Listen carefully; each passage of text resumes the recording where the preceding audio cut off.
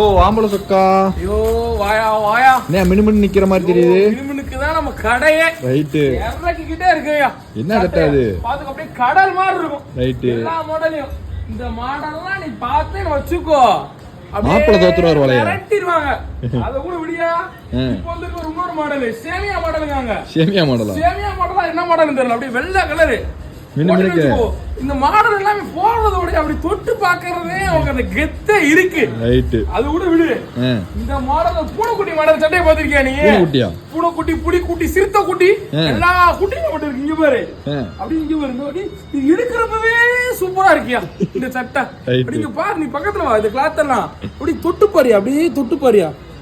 எப்படி இருக்கு? எங்கேயுமே கிடைக்காது. ரைட். வெறும் 450 ரூபாயா?